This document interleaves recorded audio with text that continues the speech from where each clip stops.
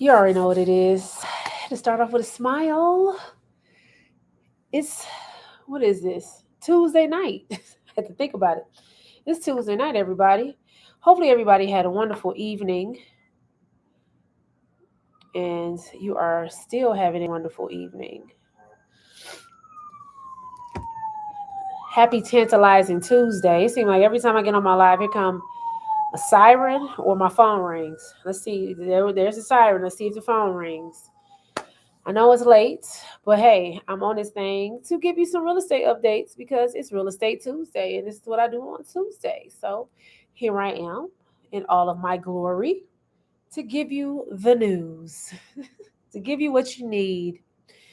So I'm going to talk about a few things today in the real estate market, not only in Memphis, but across the country, so that I'm not just helping people here in Memphis because I want to serve everybody and as many people as I can with these tips. So, if you don't know who I am, my name is Toria Howard. I'm originally from Detroit, Michigan. I am a former educator of 15 years and a girls basketball coach. I am now a real estate investor, realtor with EXP Realty, serving people here in Memphis, Tennessee, and soon to be Mississippi. And I am also a commercial funding broker. I am a business funding broker. Like something really going on with all the sirens. But anyway, it's Memphis. I know I don't live in the hood, but hey, it's Memphis. But even if I did, I'm from the hood, so it doesn't matter. But anyway, I'm a commercial funding broker, business funding broker, and I'm also in the credit restoration space. So I'm on a mission to help 1,000 plus people become homeowners, invest in real estate, get that generational knowledge so they can create generational wealth. That's what I'm into right now. Well, that's my passion. Real estate is my passion. So that's why it's Real Estate Tuesday. If you're watching this live, drop a one in the comments. If you are new to my live, drop a two. And if you are watching a replay, drop a three. And I really appreciate it. So just talking about what's going on, what's new in the market for Memphis this week. So from the last 7 days, there are 243 new listings. There were 213 houses sold. So people were at the closing table last week. And there are 177 pending. So if you don't know what pending means, that it has passed the final stages of the inspection and appraisal. Now it's just waiting for the closing date. So those should be happening in the next few days.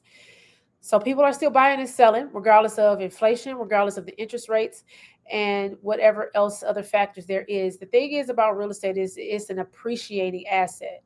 So it's going to continue to appreciate. I got to get my lighting together. I still don't know how to do it. Look, my ring light. I need a production crew. Whoa, see? Look at that. Things that happen on set. Pause. So I'm trying to get my lighting together. They don't want to cooperate with me. My daughter can do it better than me. They don't want to work right. But anyway, so like I said, people are still buying and selling here in Memphis. I'm pretty sure all across the country because real estate is an appreciating asset. It's always going to be worth buying, regardless of what the economy is doing. It's always going to be worth buying or selling. So people are moving and shaking at all arenas, all realms. So what are you going to do? Is the question. What do you want to do? Are you getting prepared to be an investor, to purchase your own home? There's many options out there for you to be able to do so. So let's talk about this. Since I talked about the interest rates, let's talk about the interest rates. Now, if you don't know, your interest rate is based off your credit score, your FICO score, not Credit Karma. Those are Vantage scores.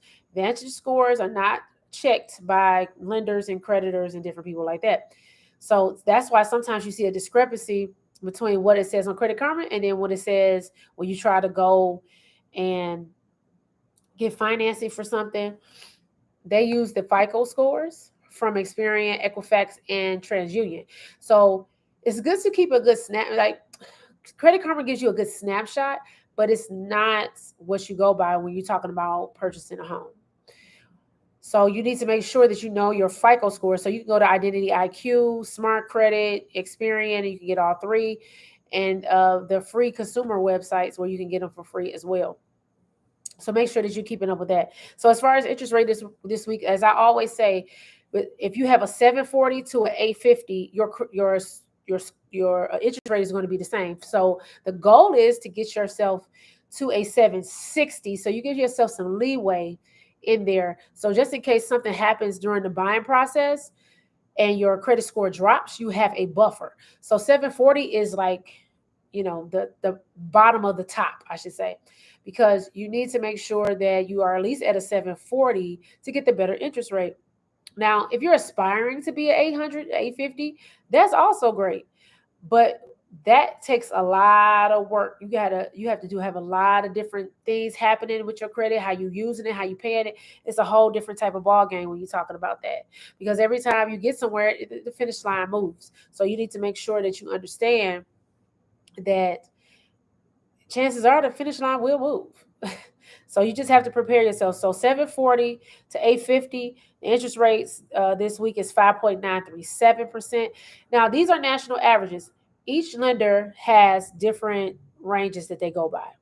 You just got to watch and see if they have any extra fees on there, any uh, mortgage PMI or any type of other points or percentages that's on there. So if you have a 720, 739, you had a 6.52. So that's really not that much of a difference.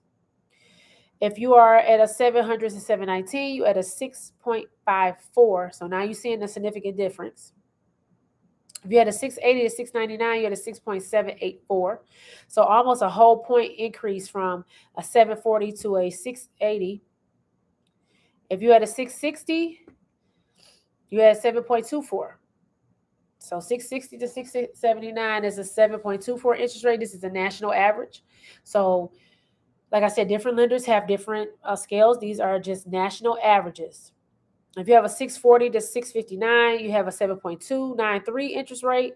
And then if you had a 620 to 639, you had a 7.93. Now you can get financed at 580, but I don't think, they're not going to show me any availables. Those are based off individual lenders. So 620 is as far as the national average goes. So if you have a 620, you can still buy a home. If you have a 580, you can buy a home. But the thing is, with a 580, your interest rate is going to be astronomically high. And on top of that, you have to come with some money. First time home buyer programs don't go as low as 580.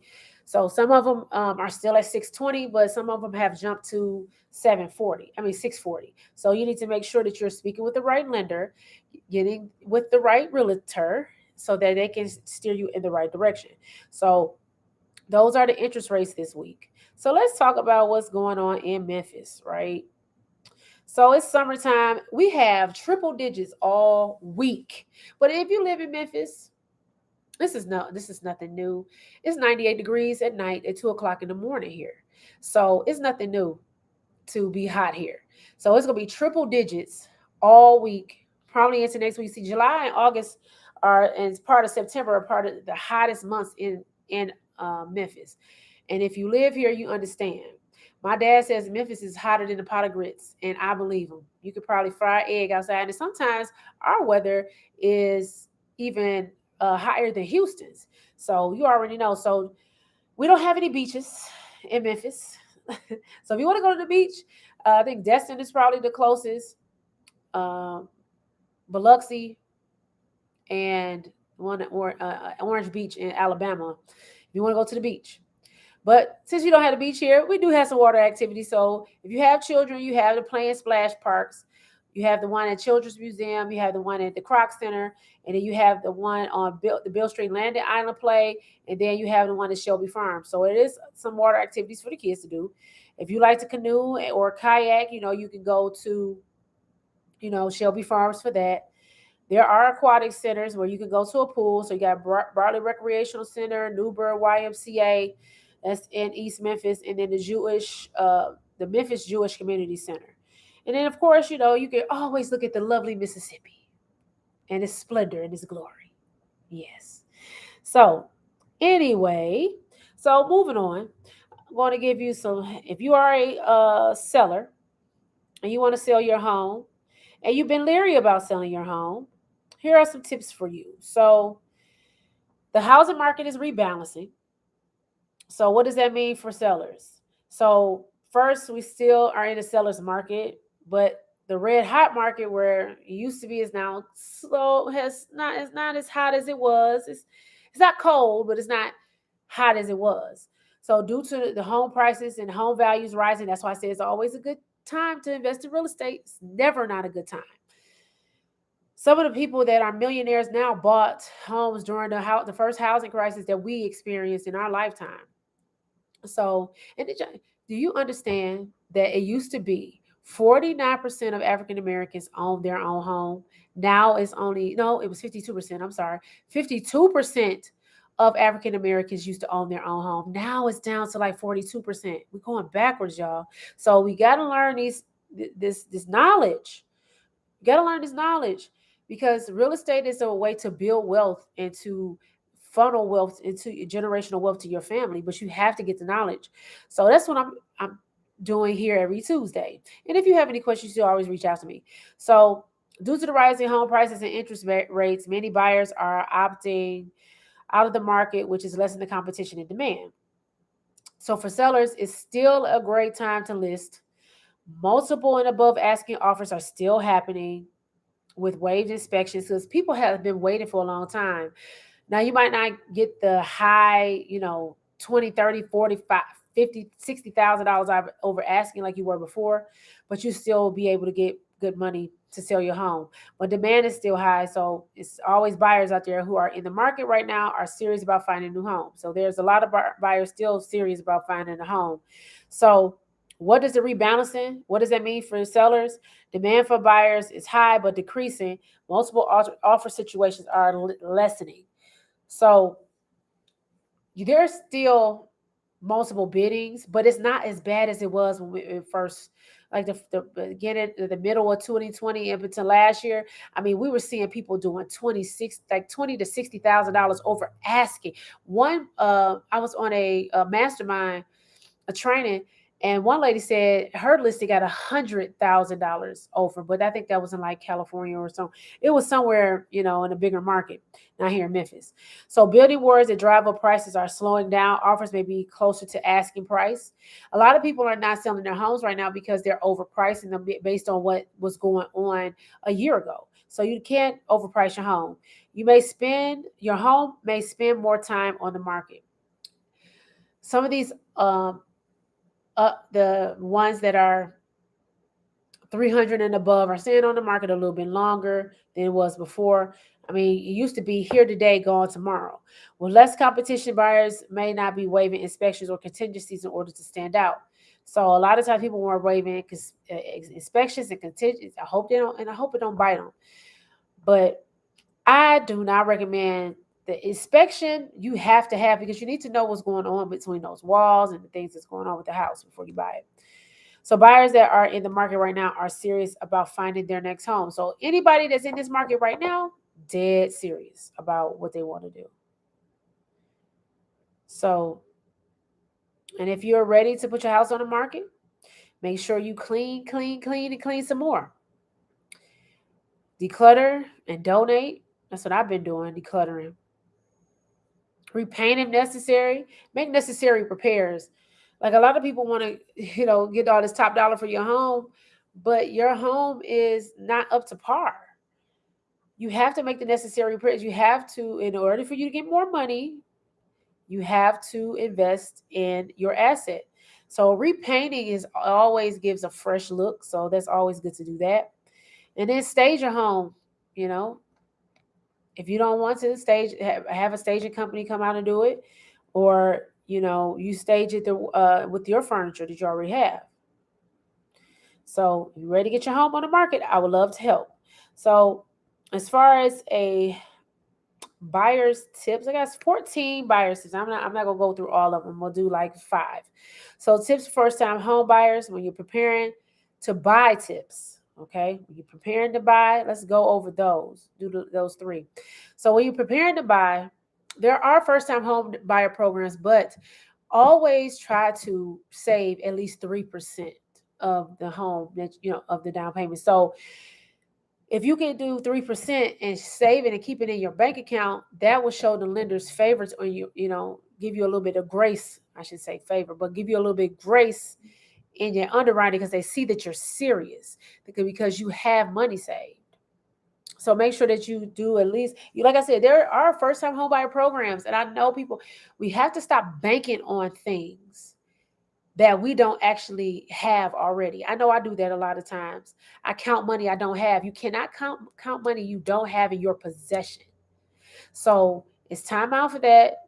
Be disciplined, save the money. You're probably going out and spending it on something frivolous anyway. Think about where you can cut back. Maybe you need to cook more, but groceries high too, so it don't really matter. Depending on where you live and what your lifestyle is. You know, make sure that you are cutting down on the subscriptions. I know I need to. Stop shopping for a couple months. You probably don't need nothing else. I do because I done lost a lot of weight, so all my clothes are too big, just about. So I'm wearing big clothes around here. So, stop these bad spending habits and then save that money. If you don't need to go out to eat, if you don't need to buy any clothes, that same thing that you was about to do, and at the moment you need to be disciplined, save that 3%. And like I said, there are first-time homebuyer programs. Don't bank on it though. You always want to have a backup plan. Always have your money saved. So, like I said, 3% down. So those loans are like the FHA loans, conventional loans.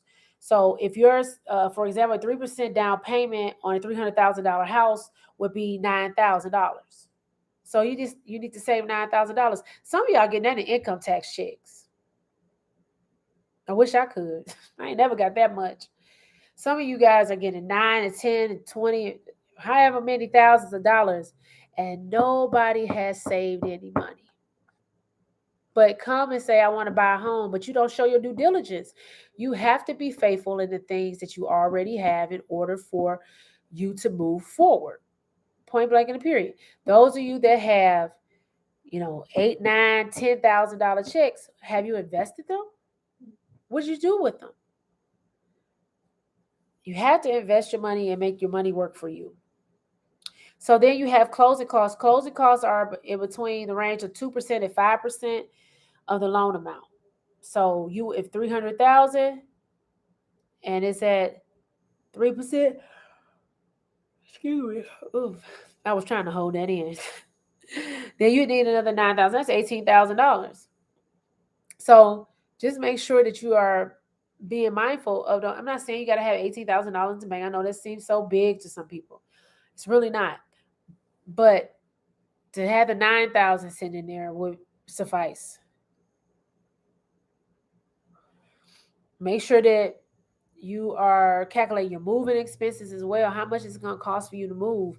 Unless you got your cousins and them, as they say, cousin them, to help you. They got a truck or whatever. Every time we used to have family members or people that I know or people somebody else knew to move in with professional movers, they messed up my stuff. Tore holes and things, all types of stuff. So just be mindful of that as well.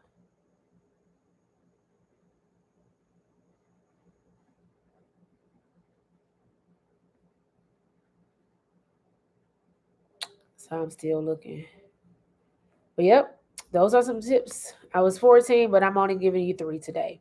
So as far as the credit tip I'm going to give today, I'm going to give, for those buyers that are looking and interested, even if you're not a buyer, you may be a seller. So make sure when you're preparing to buy your home that you understand the percentages of how your credit score is calculated. A lot of people think because you have a high credit score that you're going to be approved for a loan. That's not true. They're also looking at the nature of your credit report, meaning they are looking for certain things on your credit to see that you are a worthy borrower. Do you understand how to use your credit cards? Are you keeping them at 6% during the cycle day? That's the thing a lot of people don't understand. You have to know your cycle day. Your cycle day, and they're probably usually 2 to 3 days, in that cycle days when they're reporting to the credit bureaus. Make sure that you are tapping into your credit card companies, asking them what day do you report, and make your payments in between then. You have to use your credit cards, because if you don't use them, that's going to show up as well. And then what they're going to do is start cutting your limits down. You don't want your limits to get cut down, because it could make your uh, credit score go down, because your utilization has went up. Because if you have you're not use say you have a $6,000 credit card, you're not using it, so they send you that nice little letter saying, "Oh, we about to reduce your credit limit," and guess what? You just spent 3,500 on there, or I say 22,000 on there. Something came up, and they drop you down to 3,500. Your utilization is way over 30%. Now, if you're looking to buy a home, you want to keep your utilization down to 6% or lower for those months that they're asking for your bank statements. They usually ask for 3 months of bank statements, so and credit card statements. So just make sure that in these, you should practice this all the time. But you know, I would say 6 months. Make sure you try to keep it, but you have to spend on it. So make sure that whatever you spend on, you have the money to pay it back. That's why it's good to pay bills on your credit card. And some people, I had a guy told me he used to pay his rent on his credit card, because he lived in California. So when he took that big chunk and then he paid it right back off, it made his credit score boost. So once you know where your credit stands, you got to know where your credit stands. You can implement these best practices to help boost your score. So here's some ways that you can boost your score. Continue paying your bills on time each month. I can't stress it enough how detrimental a late payment can be, like the first onset of your credit, especially if they do it multiple times. So it's like you're a habitual line stepper. You're a habitual line stepper, and those lenders are not going to want to lend to you because of the fact that they see that you don't know how to handle your money. So they figure that just because you got a high credit score, you know, sometimes, if you make enough income, the debt to income ratio can harm you.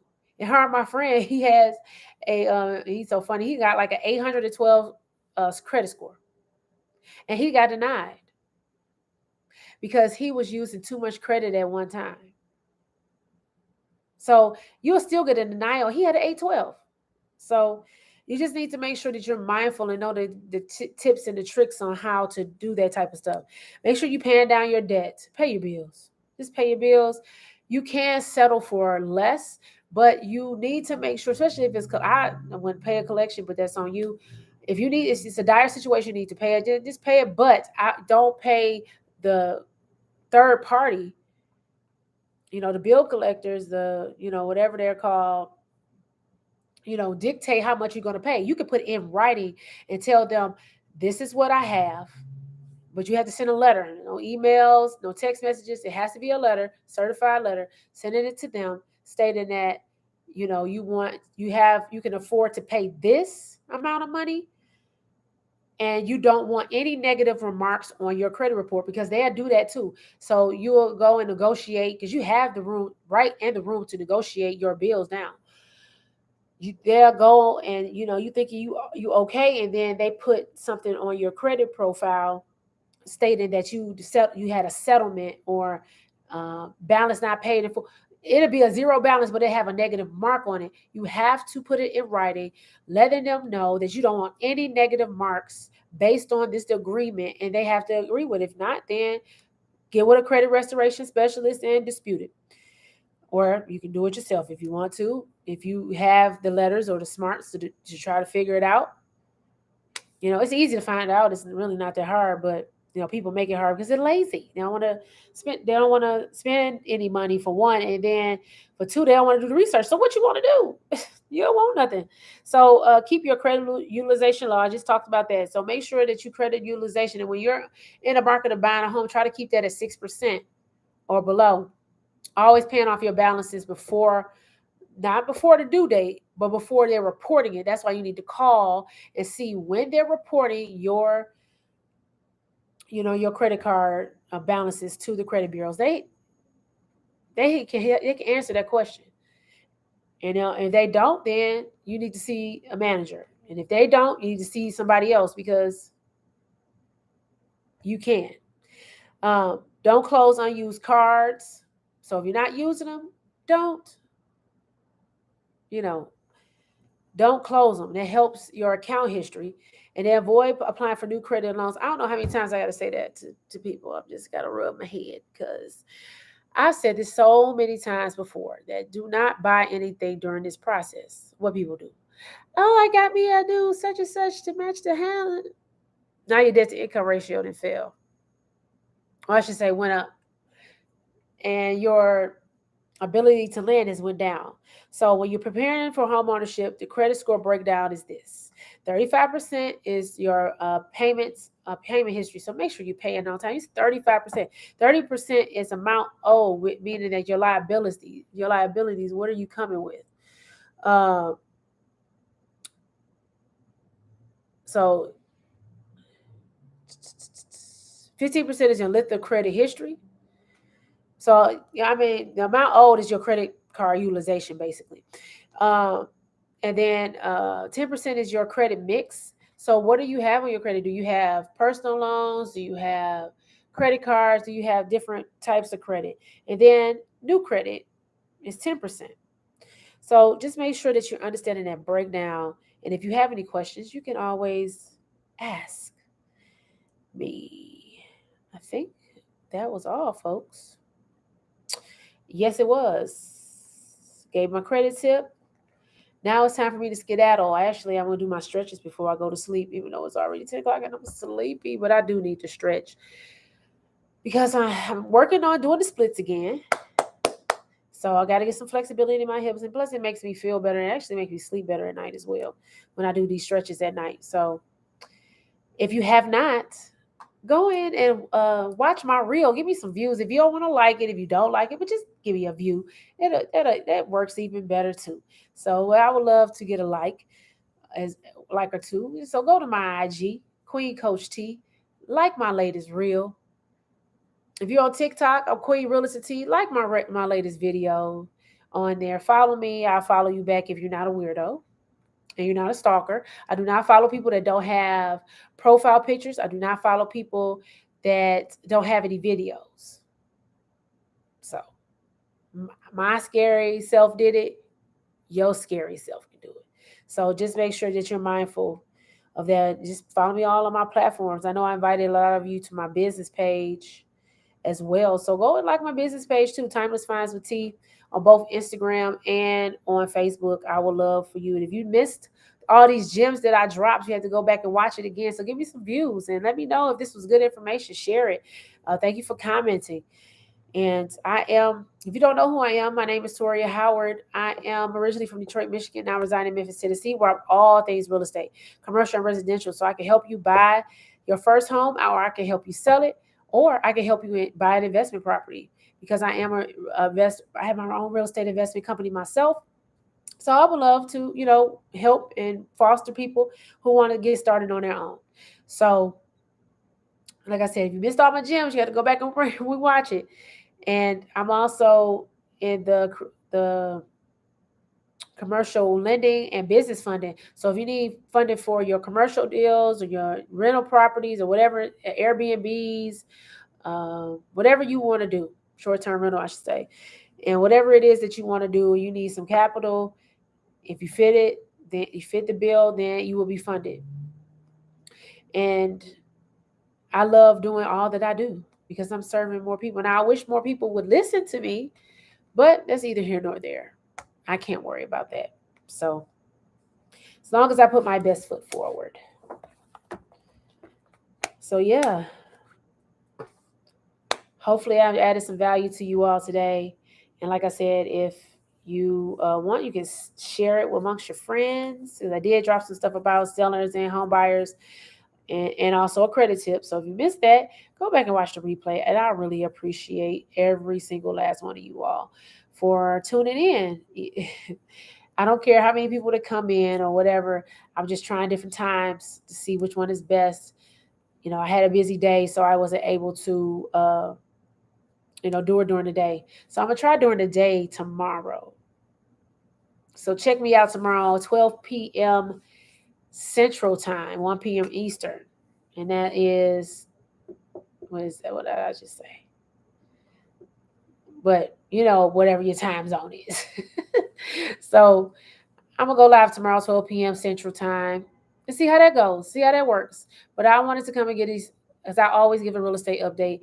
And if you are looking for a realtor, I would love to help you. Even if you're not in Tennessee, I can still help you find that wonderful, wonderful, wonderful real estate agent that will help you.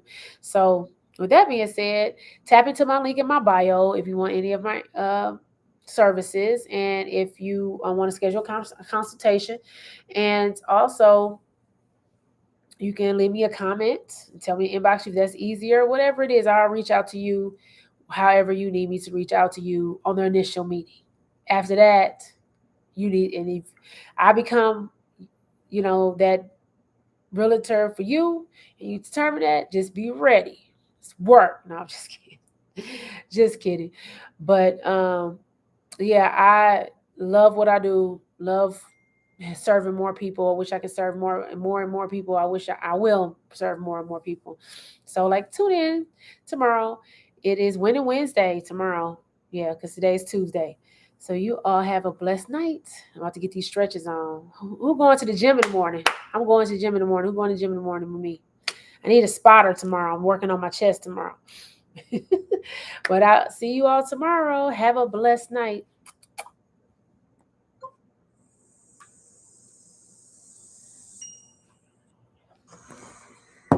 You already know what it is. To start off with a smile. It's, what is this? Tuesday night. I had to think about it.